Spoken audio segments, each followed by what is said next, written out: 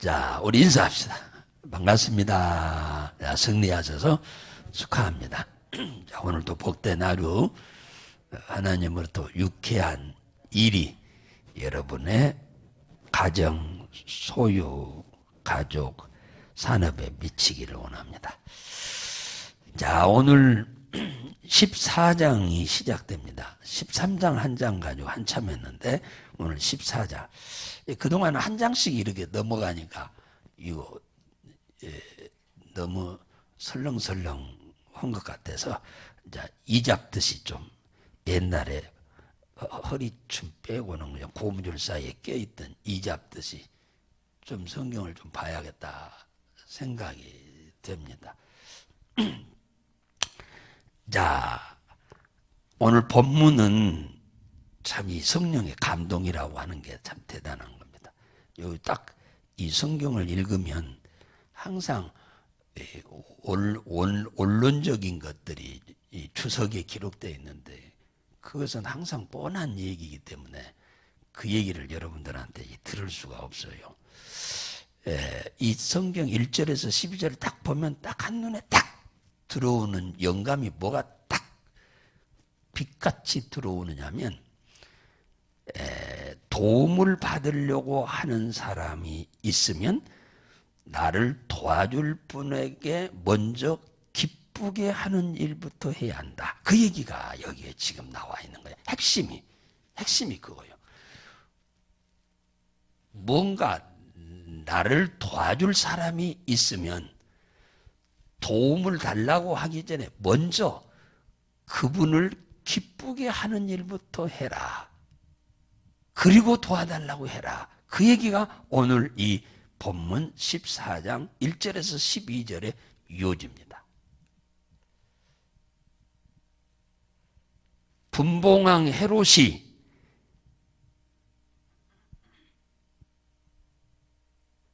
있었어요.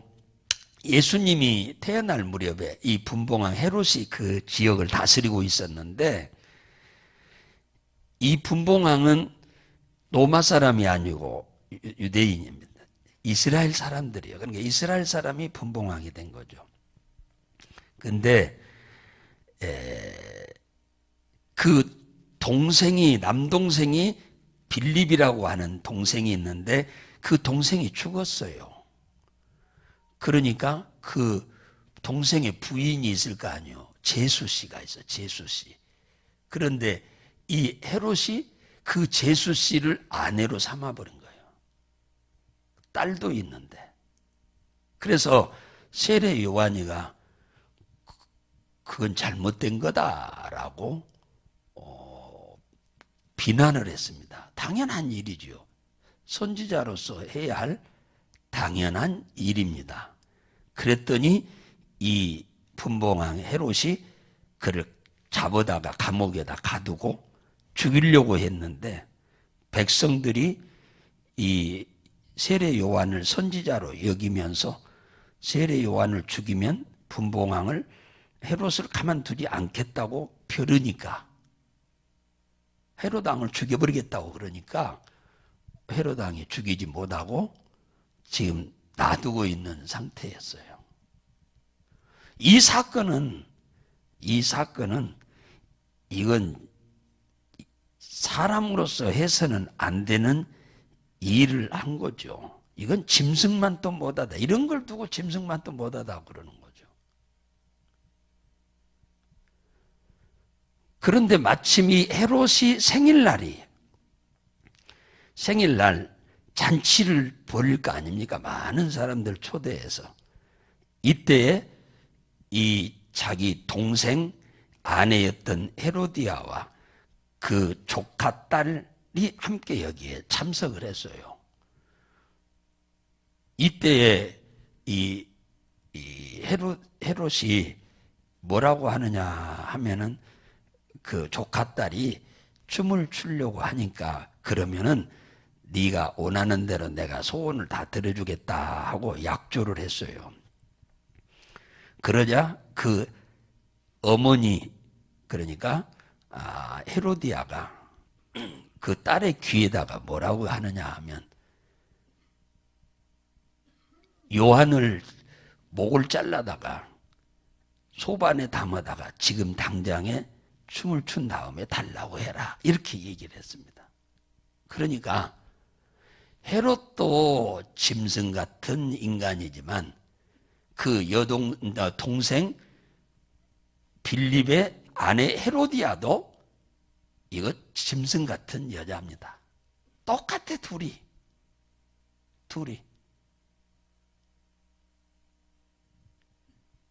그러니까 이런 짓을 하는 거죠.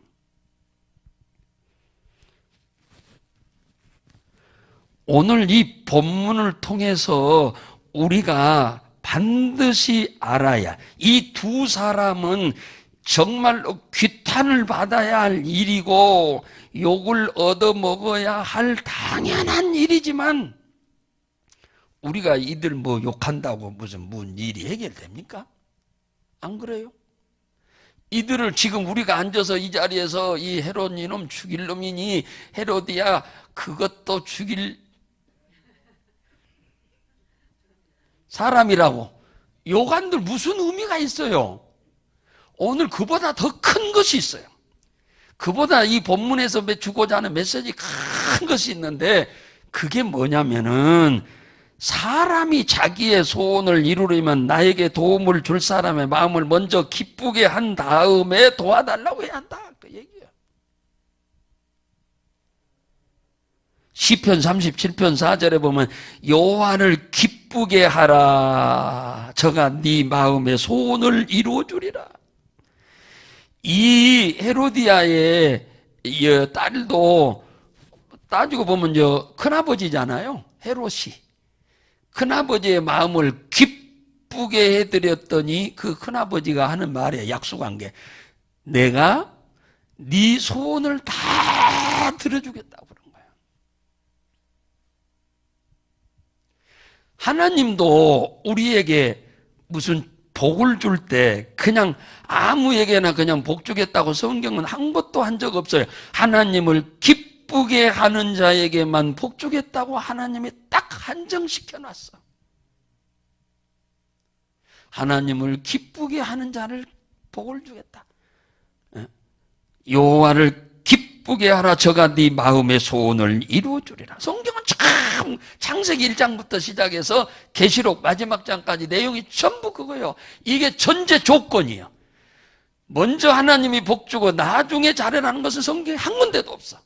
먼저 잘해라, 그러면 내가 이렇게 복 주겠다, 그거예요. 성경은 그 내용이에요. 우리에게 도움을 주실 분은 하나님이요. 그죠? 우리에게 도움을 주실 분은 우리를 만드신 하나님, 우리를 구원하신 하나님, 그분만이 우리에게 도움을 줄 뿐이고 우리에게 복을 줄 뿐이고 우리의 삶에 이익되는 삶을 살도록 하실 뿐이고 좋은 일 있게 하실 뿐이고 형통하게 하실 뿐이고 결과적으로는 구원을 받아 영원한 천국에 이르게 하실 분이 누구냐면 예수 그리스도시요. 그분이 하나님이신데 인간의 몸을 입고 이 땅에 오신 분이에요. 그렇다고 한다면은 우리 역시 우리의 소원을 하나님이 이루어지기를 원해서 오늘 이 자리에 오신 거 아니에요? 그렇다고 한다면은 먼저 내가 이 하나님을 어떻게 기쁘게 해야 할 것인가부터 여러분은 고민을 해야 한다고 말해요. 내가 하나님을 어떻게 기쁘게 해서 복을 받을까라는 생각은 우리에게는 전혀 없고 그저 하나님을 통해서 받을 것만 우리는 머릿속에 가득 차 있지, 내게 복을 주실 하나님을 위해서는 내가 어떻게 기쁘게 하면서 살아야 할 것인가는 없다, 그거죠. 이게 문제예요. 수많은 예수 믿는 사람들이 이렇게 살고 있다. 그러니까 결과적으로 예수 믿고 크게 축복을 받는 사람이 많지 않다. 왜? 하나님께 받을 생각만 가득하지 하나님을 기쁘게 해드려야 할 것에 대해서는 아무 것이 없어, 계획이.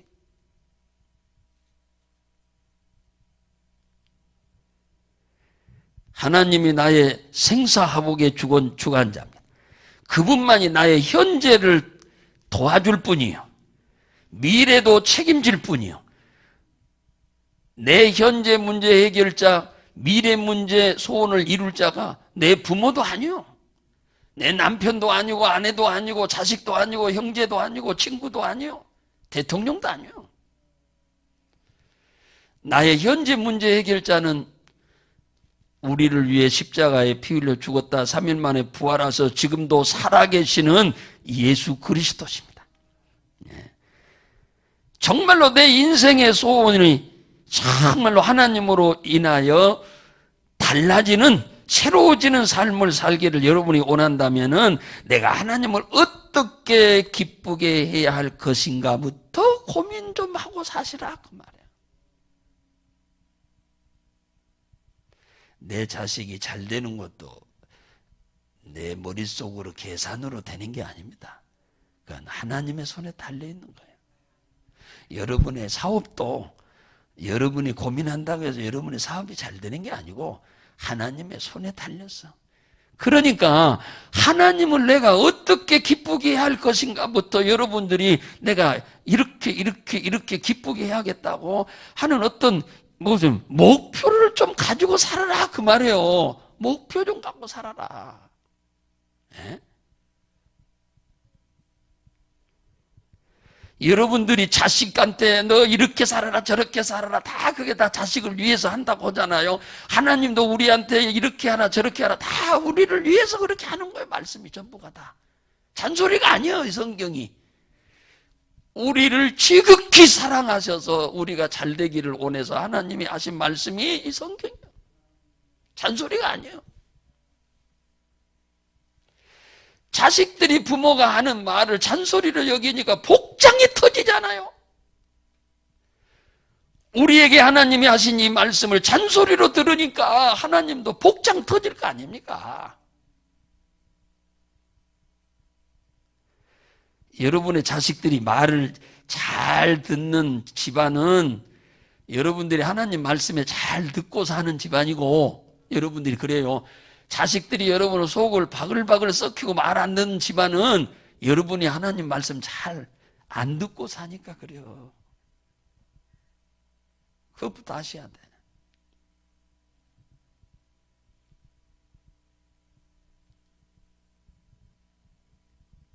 내가 하나님을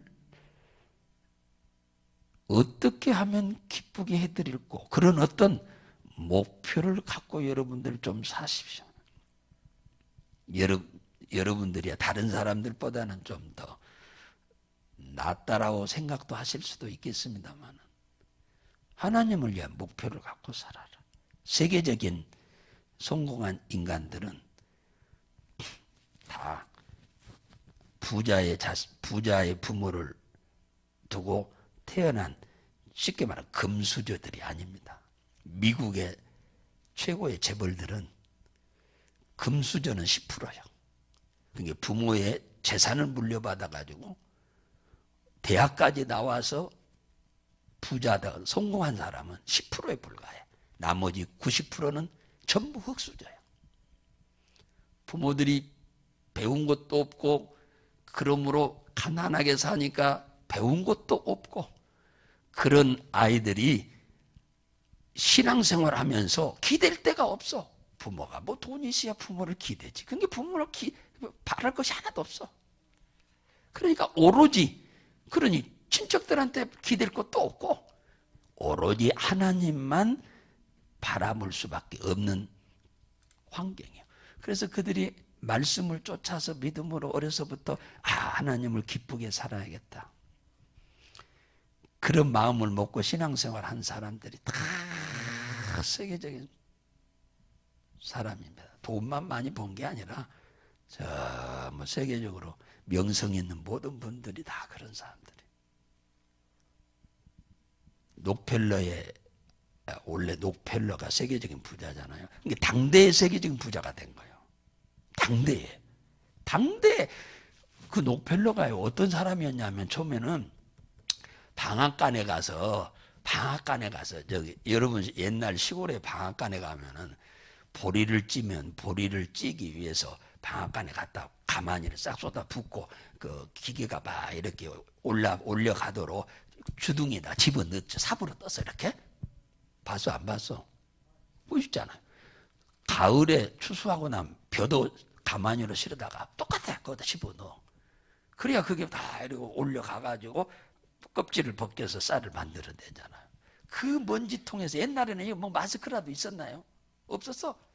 그 속에서 그 먼지 속에서 그것들 하던 분이 녹펠러였어.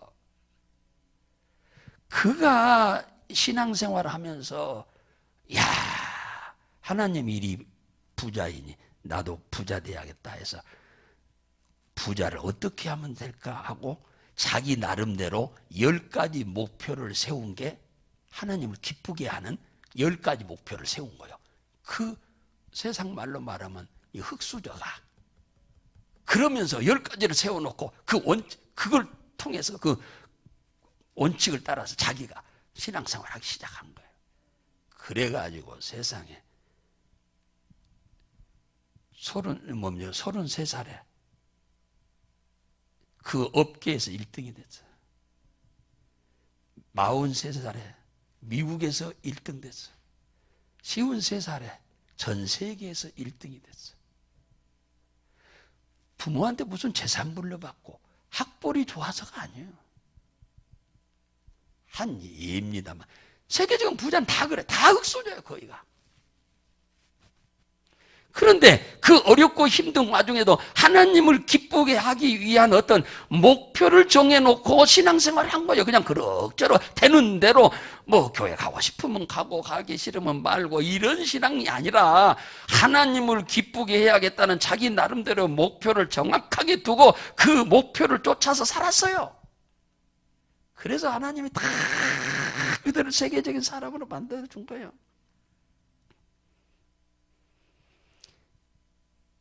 먼저 하나님이 기뻐하는 일부터 하고 기도를 해야 돼요. 소원을 아뢰야 돼요. 그래야 하나님이 그 소원을 이루어줘. 약속대로. 응? 약속대로. 하나님이 소원을 이루어준다. 우리가 먼저 하나님을 기쁘게 하고, 그죠? 네.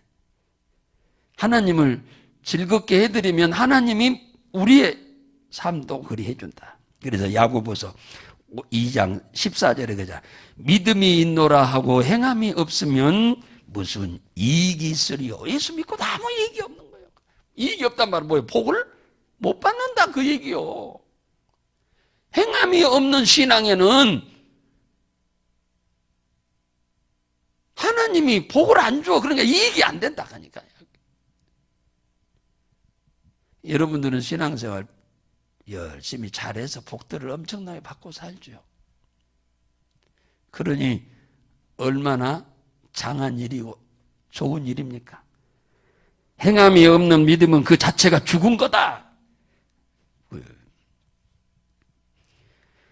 우리의 신앙생활은 여러분 모양만 갖고 있다고 해서 하나님 복 주는 게 아닙니다. 교회 다 갔다만 한다고 해서.